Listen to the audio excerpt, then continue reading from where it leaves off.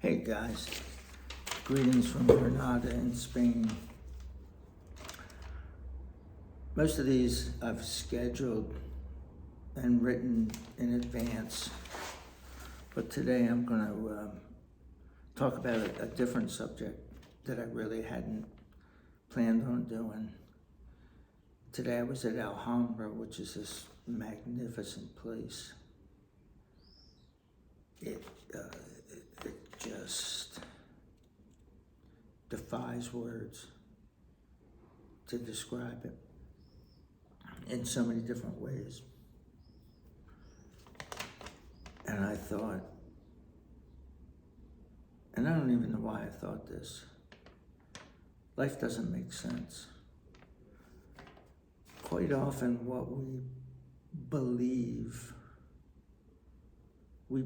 because of things like common sense and logic, what we perceive as logic. And often that's not really gonna give us the best answer to solve a problem or plan a part of our life or make a big decision in our lives. And that's because a lot of life is counterintuitive. What do I mean by that? What I mean is what appears to be the answer is definitely not the answer. And in fact, is 180 degrees the opposite of the correct answer. Let me give you an example. Evolution. Most intelligent people believe in evolution. In fact, I believe in evolution to a certain extent. I believe in microevolution. At one point in time, there was a dog. I don't know what it looked like, but it evolved into however many different kinds of dogs there are now. Probably millions when you take the breeds and then the mixed breeds.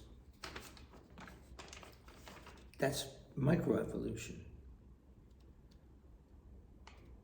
By evolution, though, I'm talking about macroevolution, that the universe started from nothing and over millions or billions of years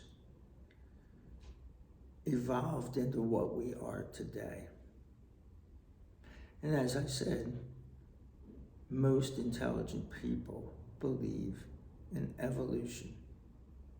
Why is that?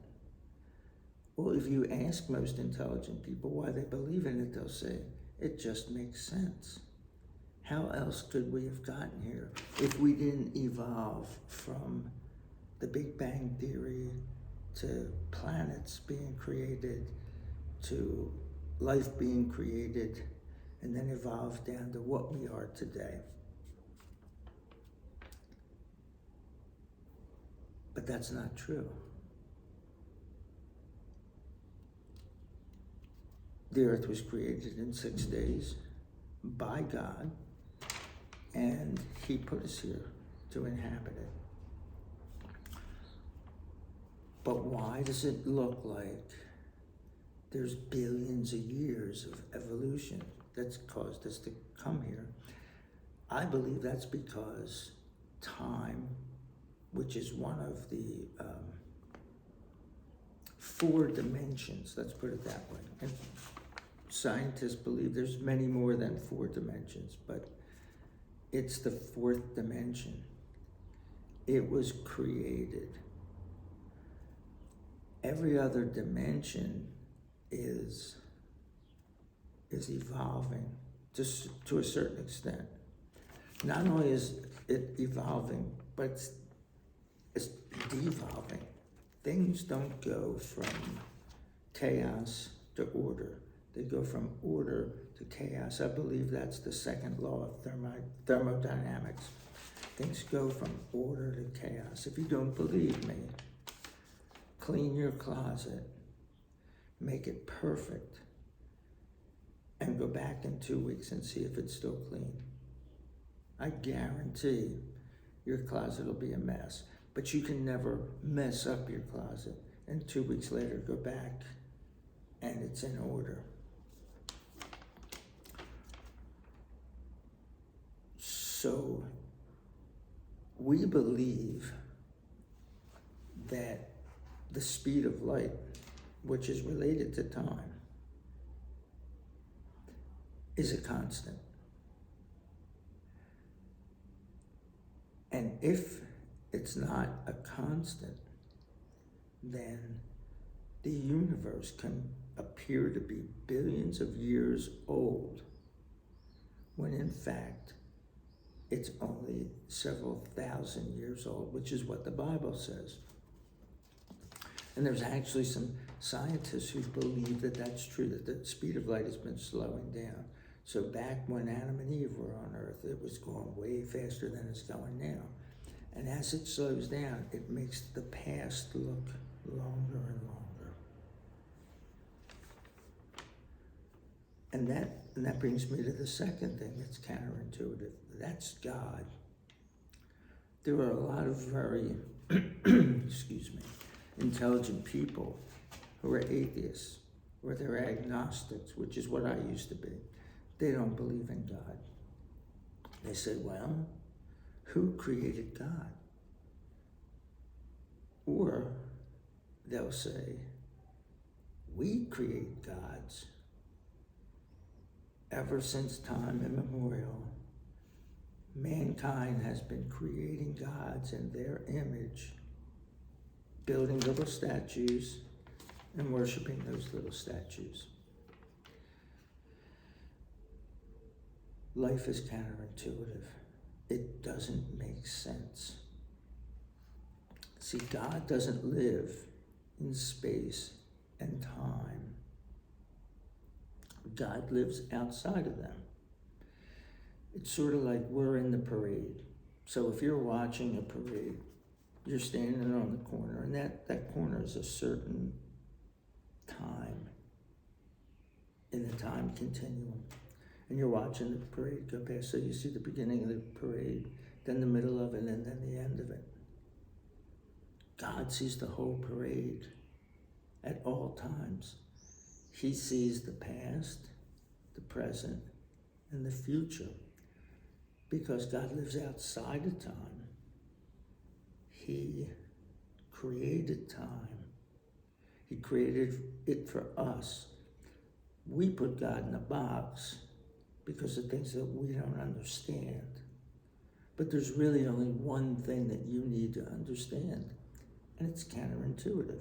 That's God is bigger than us. So every time you hear somebody say, well, how could a God of mercy be so vengeful? How could a God of peace create so many wars? Because in the Old Testament, there's a ton of wars that are recorded where God says to them, go out and kill these people, and they do it. Or they don't do it. And in fact, in the New Testament, the end times are going to play into a lot of upheaval in the world and a lot of wars. I don't know how else to explain it, but God is bigger than us. He created us. He created the logic that we use to try to put him in a box. But you see, because he created us, he put us in a box. And if you just say, okay, that's how it is, I'm just going to deal with that. God's bigger than me, and I'll let you deal with being God, and I'll just deal with my everyday life. You will be much better off. The next thing that's counterintuitive is people's belief that governments create freedom. There has only been one government in the history of the world that created freedom, and that happened starting in 1776 through today in the United States. The way that they did that was by taking away rights of government. Now, during history, there have only been a few times that people had any freedom, unless you were a king or somebody very powerful and important. And there weren't very many of them. Everybody else was a serf, a slave, a poor person, a dirt farmer, just scratching out barely enough food on some little patch of ground to get by. And there were a few powerful people that controlled everything. But every time there was some order placed on government, the Greeks, well, let me go back further. The Babylonians, the Persians, the Greeks, the Romans, the English. We look back at all of them and said, you know, they got it a little more right as time went on. And the way they got it right was by taking the power of the government away and giving it to the people. That's the only way that freedom is created. Today, as we speak, in the year 2022, there are a lot of people who think that allowing the government to dictate what we do is going to give us freedom. It never does. It only causes tyranny, and there's only one thing worse than tyranny. That's the final tyranny, which is hell. And then I want to finish with one last thing. This is just something that I found in my life. By no means am I saying that you should never use your head and you should never be logical. You should always know what the logical answer is. But I have found out in life that when I believed something in my heart and it contradicted what I believed in my head, what logic said, what reason said I should do, and I picked logic and reason, it doesn't seem like it worked out as well as when I picked the direction that my heart wanted me to go in.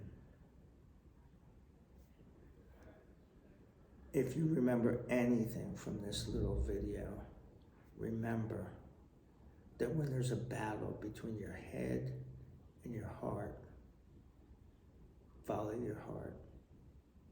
Peace out.